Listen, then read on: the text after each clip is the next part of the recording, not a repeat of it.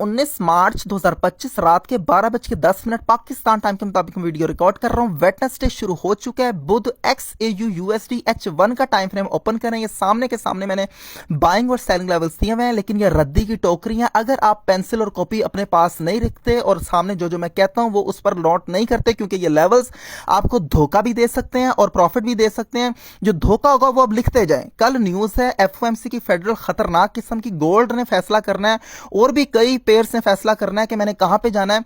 Fundamental news, fundamental analysis का मतलब ये होता है बुनियादी तज्जिया। बुनियादी तज्जिया से क्या मुराद होता है कि गोल्ड न्यूज के मुताबिक गोल्ड की खबरें क्या हैं, दुनिया में अमीरी ज्यादा हो रही है, गुर्बत ज्यादा हो रही है, बैंकों की क्या सूरत हाल चल रही है, जंगों की क्या सूरत हाल चल रही है, इलेक्शंस कैसे हो रहे हैं, ये सारी की सारी चीजें आती हैं बुनियादी तज्जिए में। मैं वीडियो लंबी नहीं करना चाहता, लेकिन ये आपके लिए बहुत जरूरी बातें हैं। अब मैं आपको डायरेक्टली D1 के टाइम फ्रेम पर आके दिखाता हूं। ये देखें, गोल्ड डायरेक्टली तौर पर बाइंग ट्रेंड में चल रहा है। ये ट्रेंड लाइन रेजिस्टेंस, ये ट्रेंड लाइन सपोर्ट बनी हुई है। अब आप कहेंगे कि यार ये मार्केट किधर जा सकती है, उसके लिए अब मैं आपके पास 1H में आ जाता हूं। ये देखें, गोल्ड ऑल टाइम हाई लगा चुका है 3036, 3039, 3038 आप देख सकते हैं। अब आप सोच रहे होंगे कि क्या गोल्ड फर्दर आगे जा सकता है। उसको जाने की बजाय सबसे पहले आप देखें आपने गोल्ड कहां कहां से फिल वक्त बाय करना है।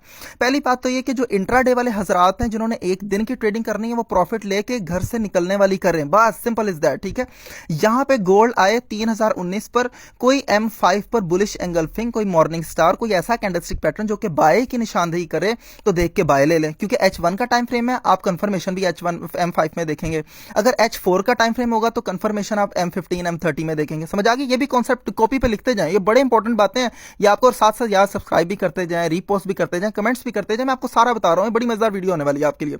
अच्छा, पहले ही आपने बाइंग यहां से की, क्योंकि H1 का टाइम फ्रेम है। आपको गोल्ड 50-60 पिप्स देगा, आपने क्लोज कर देनी है। लंबी ट्रेड करनी है, 2 लॉट्स ले लें, 60 पिप्स बंद कर दें, दूसरी ब्रेक इवन कर दें, बाकी कंटिन्यू रहने दें। अगर वो 200 पिप्स ऊपर चलेगी तो $20-25 आपको एक ट्रेड में आ जाएगा। ये उनकी बात करो जिनके पास थोड़े से 50-60-100 है, उनकी बात कर रहा हूं। ठीक है, अच्छा, दूसरा आपने लेवल कहां से बाय करना है, ये 3011 है, ये स्कैल्पिंग मोड है, मतलब आपने इसको स्कैल्पिंग एरिया समझना है आपने इसको। और ये ट्रेंड लाइन गुजर रही है H1 की, ये भी आपने जहन में रखनी है। ठीक है, याद रखें, अगर तो ये ट्रेंड लाइन को तोड़ दिया मार्केट ने, ट्रेंड लाइन सपोर्ट, मैं खाली सपोर्ट की बात नहीं कर रहा, जो सीधा बिल्कुल हॉरिजॉन्टल होती है इस तरीके से, इसको कहते हैं जस्ट सपोर्ट और रेजिस्टेंस। लेकिन जो तिरछी होती है, टेढ़ी होती है, उसको कहते हैं ट्रेंड लाइन सपोर्ट और trend line resistance. Trend line resistance जो ऊपर से गुजरे उसको ट्रेंड लाइन रेजिस्टेंस कहते हैं, जो नीचे से गुजरे उसको ट्रेंड लाइन सपोर्ट कहते हैं। समझ आ गई? ये भी आपको कॉन्सेप्ट लिखते जाएं, बड़ी मजेदार बातें कर रहा हूं। अच्छा, अब आ जाते हैं मैं आपको डायरेक्टली, अगर तो ये H1 की कैंडल कोई भी इस ट्रेंड लाइन को तोड़ देती है, यहां पे तोड़े, यहां पे तोड़े, यहां पे तोड़े, तो आपने इसके रीटेस्ट पर सेल ले लेनी है। याद रखें, रीटेस्ट पर लेनी है। मार्केट मिसाल के तौर पे यहां पे तोड़ती है, थोड़ा सा जूम करके मैं आपको दिखा देता हूं। यहां से मार्केट ने तोड़ा, मिसाल के तौर पे इसको तोड़ के 1H नीचे क्लोज हुई।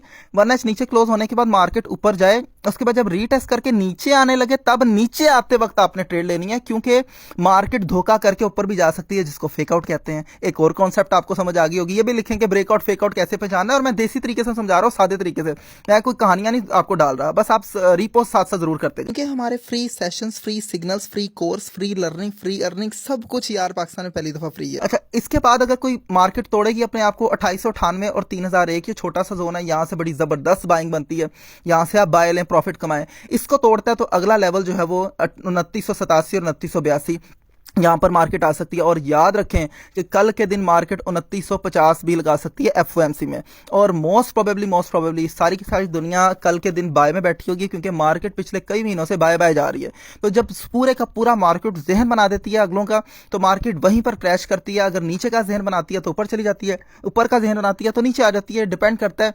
इस वक्त मोस्टली जो ट्रेडर्स हैं उनका जहन बन चुका है कि मार्केट ने अभी और बाय जाना है, तो वो बाय में बैठेंगे, इसलिए ये FOMC में क्रैश मारेंगे। लेकिन एकदम नहीं, ये थोड़ा सा ऊपर जाके विग मरवा के ऊपर की तरफ, विग से मतलब ये कि ये आपको ऊपर, जिनको विग नहीं पता वो भी बताता हूं, ये जो छोटी सी सुई नजर आ रही है आपको, ये जो सुइयां हैं, ये जो कैंडल बत्तियां हैं, इनके ऊपर जो सुइयां नजर आ रही हैं, ये बारीक सी सुई, इसको विग कहते हैं। अगर ये इसको यहां पर टच करके नीचे क्लोज हो जाए तो कहते हैं विग मारना, देसी जुबान जो कहते हैं विग मार के थले आ गई। ठीक है, इसको कहते हैं कि विग, ये जो सुई है ये इसको टच करके वापस अपनी दिशा में आ गई। समझ आ गई आपको बात? अच्छा, ये विग कभी आपको कॉन्सेप्ट समझ आ गया, लिखते जाए।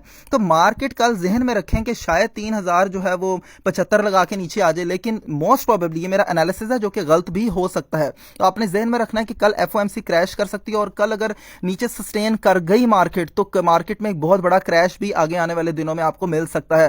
लेकिन फिल वक्त कोई कंफर्मेशन नहीं है कल गोल्ड बाय होगा सेल में, वो कल डिसाइड होगा जो भी है, ठीक है। फिल वक्त मैंने आपको एनालिसिस अपना दिया कि मेरे मुताबिक एफओएमसी में गोल्ड क्रैश करेगा। ये समझ आ गई आपको? अच्छा, अब मैं आपको बताता हूं अगली बड़ी इंपॉर्टेंट चीज ये कि आप D1 में आ जाएं। अब D1 में अगर आप आते हैं तो यहां पे D1 में आने के बाद आप एक और ट्रेंड लाइन देखते हैं। इसको अगर आप इधर ड्रॉ करें ना, किधर गई किधर गई किधर गई, ये देखें, ये थोड़ी सी ऊपर चली गई, चल भाई थोड़ी सी फिर असल में ये देखें, ठीक हो गया।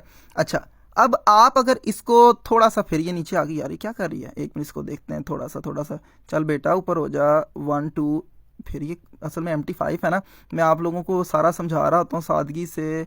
ओ यार, ये पता नहीं उंगलियां नहीं काबू में आ रही, ये आ गई। लेकिन जी D1 में एक और ट्रेंड लाइन रेजिस्टेंस मैंने ड्रॉ की, ये आपको उंगली का निशान भी नजर आ रहा होगा, ये वाली है। अब आपको बड़ी इंपॉर्टेंट बात जो है ना वो ये बतानी थी, देखें कि मार्केट जो है वो अभी और ऊपर जा सकती है, तकरीबन 3050 तक जा सकती है आज के दिन।